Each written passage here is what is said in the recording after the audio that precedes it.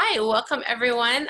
This is Rosie Grummert. I'm super excited to share with you guys tonight about some simple reflexology techniques, a little bit about reflexology, and then how you can integrate them with essential oils. My goal for tonight is to empower you to feel like even if you've never experienced reflexology before, or you maybe haven't even heard of it, or maybe you've gone and done reflexology, I want you to feel like it's something you can do in your own home. So that's my goal with what we're doing here tonight.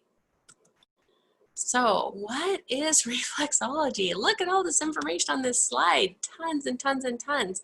You know, I wanted to put enough in here that would be, honestly, if you'd never tried a reflexology before or even really heard of it, that you'd have a pretty good idea. Basically, it's using different points in the body, and those points are then connected back through our nervous system and through different channels and ways that our bodies work to have it be that then you can have an impact on another area of the body.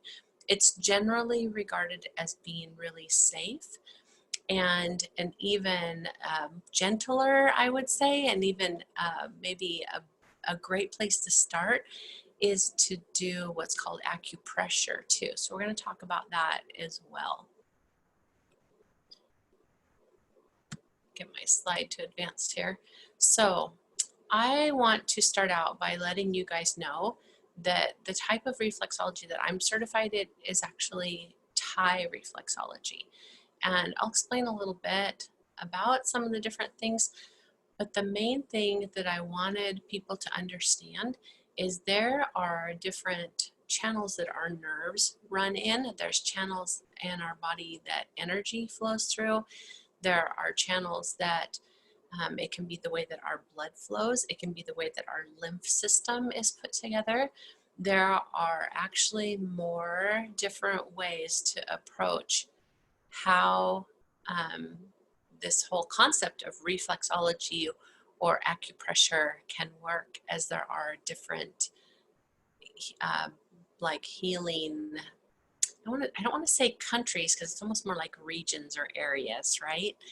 And the one thing that they do all have in common is connecting specific points on the hands, on the feet, on the face, on the ears, back to different parts of the body and having that impact. So this is just one representation of some of those different channels or energy systems. And I think one of the best things to know is you don't have to know it all in order to help. And one of the very best places to start is with yourself. So for me, I first started learning about reflexology way back when I was an older teenager and in my early 20s, when I started having migraines. And that was when I first started exploring reflexology, acupressure, and acupuncture, and had great results. So the first place to start is with yourself. And again, my goal is that as we go through this class tonight, that you'll come out on the other side feeling like you're empowered to at least do it on yourself and on the people in your family that you live with and that you're around and you see all the time. So we also want to talk about when is it not appropriate to use reflexology or acupressure, right? And this might seem like these are pretty like common sense, but it is important to pay attention to the fact that if the skin is broken, if there's an active infection in a specific area, if there's a broken bone or a sprain, if there's oozing or anything like that where the skin is broken, then that is not the place to do reflexology or acupressure. And honestly, so many times people are like, oh, it has to be the feet.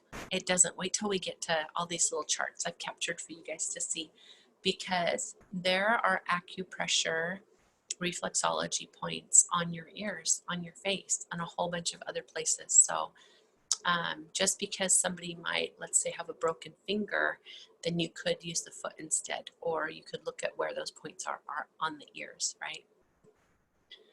So the thing about these charts is I don't have like copyright to like give you guys copies of them, but I want to tell you a secret just go online onto whatever browser you like to search with.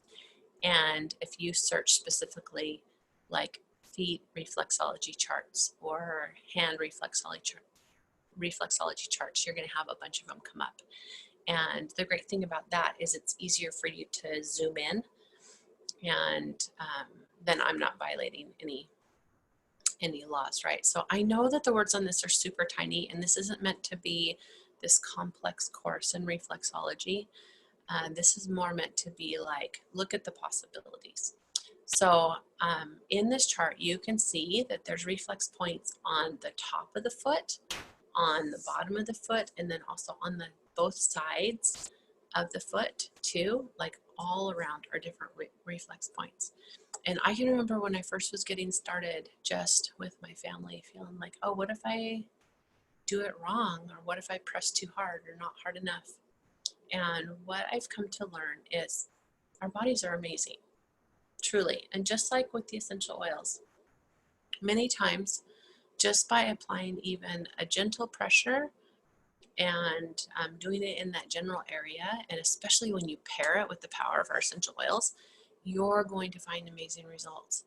I had one of my earlier experiences, like I said before, was with migraines and with headaches. So we're going to go through some of these charts just so you can peek at them, and then I want to tell you about some specific situations where I've used them and ways that I pair things together to help my body or help the body of the person that I'm supporting to be able to do what it's trying to do, right? So here's some basic feet ones. And this is another example of a good feet chart. This is actually from my instructor, this feet chart. So this is one that I refer to all the time. And then same on the hands. And you can see the right and left hand are going to have different things, and actually just like the feet, the top and the bottom too. So many times you're saving a whole bunch of pictures, or you might even find like on Etsy or Amazon where you can get a whole set of charts if that's something you want to explore more.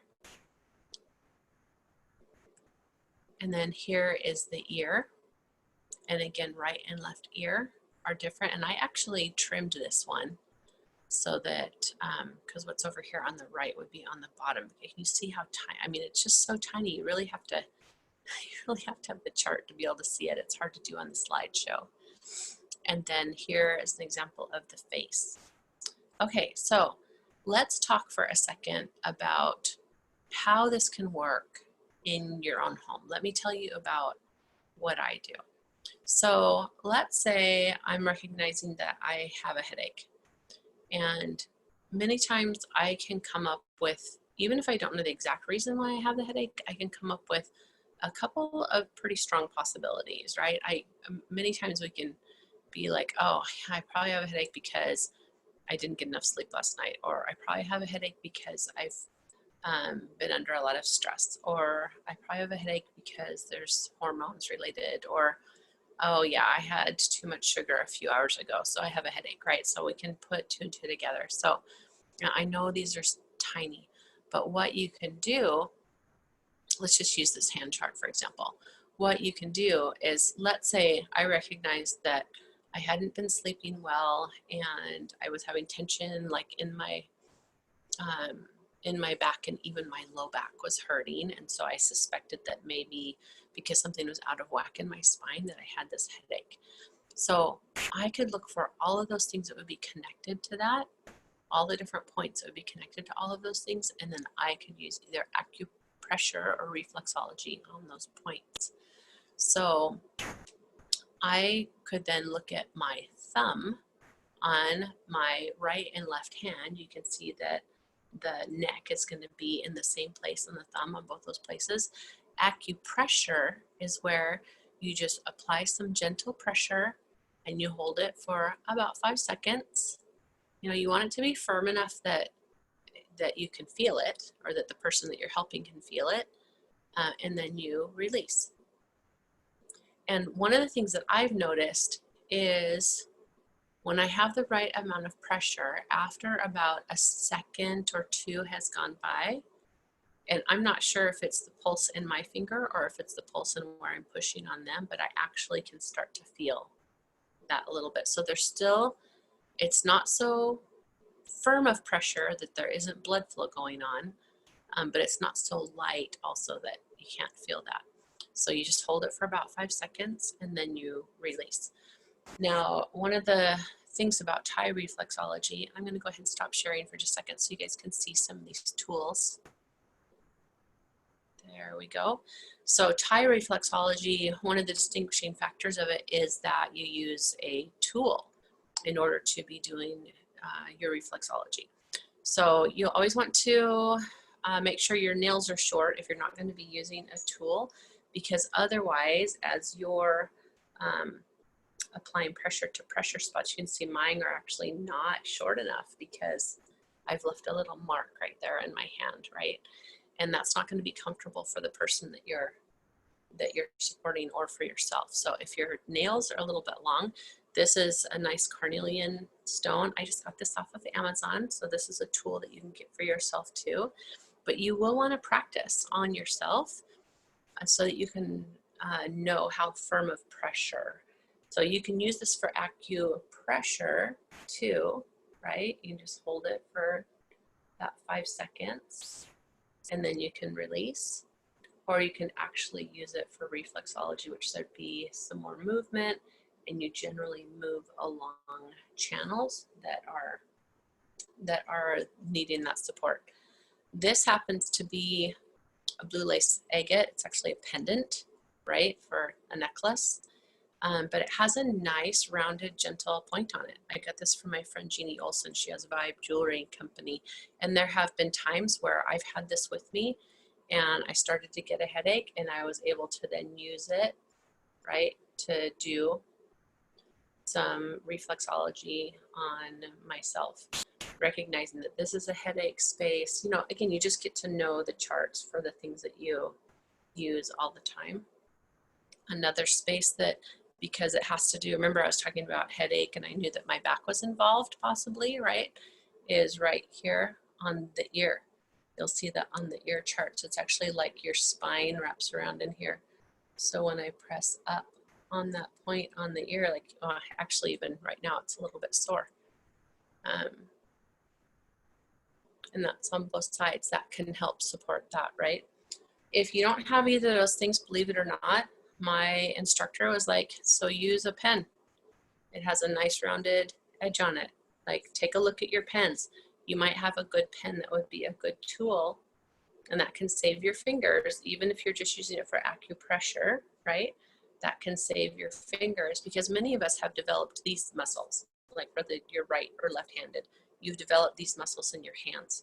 So then to be able to use a tool like this as you're going along and doing your acupressure, then it's going to be less strenuous for you, and again, you're not going to potentially be getting your fingernail in there, right?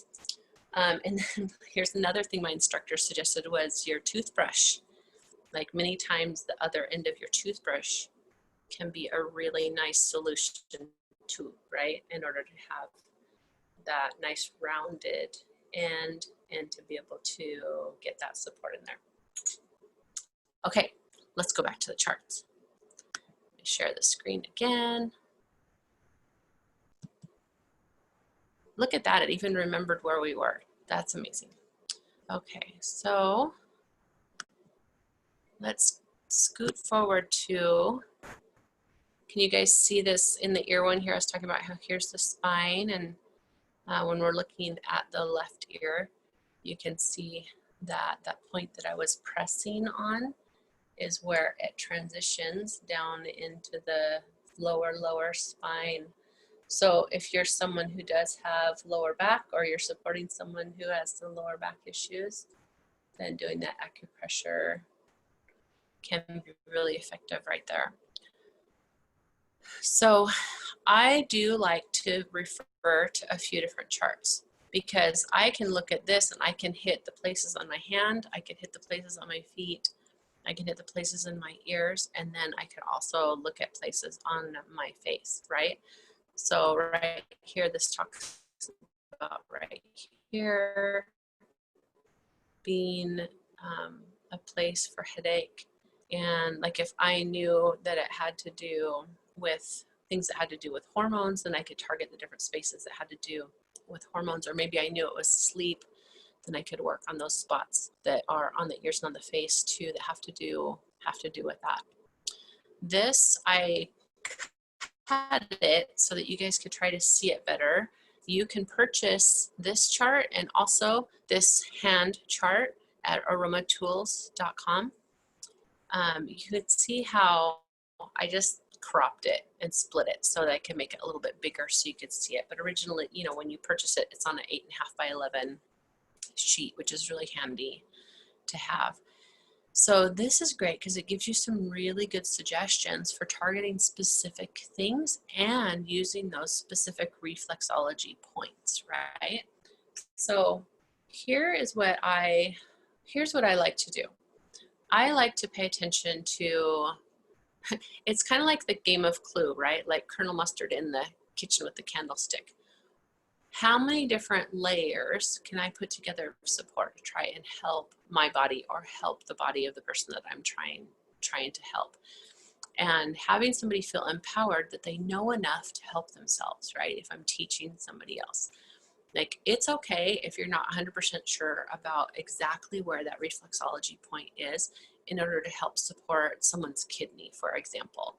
Maybe they're having some pain, maybe they've got a history of some things going on with their kidneys, and they're looking for some support with that. And I have seen amazing things happen just simply by, you can even like go and look in one of your reference books and going, oh, lemon and frankincense, juniper berry, those things are really good for supporting the kidney. And so then finding that spot on the foot that supports the kidney. And I don't know if you can see my cursor at all, but you can see right here, it says kidney. It's the same place on both feet. It's kind of right where the arch transitions into where the foot actually makes contact with the ground, right? And I know I have this cut, but it's about halfway up the foot. And putting those oils there, and in the experience that I have had, many times that area or that space that's connected to the part of somebody's body that needs support, then there can be pain or it can be uncomfortable on those reflex points too. So you want to proceed with caution, right? You want to be gentle and have that conversation be open so that they're going to let you know if it's tender.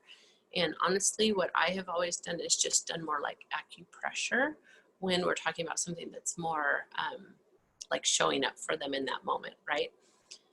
And putting that pressure of like 5 seconds on, and then about 15 seconds of no pressure at all.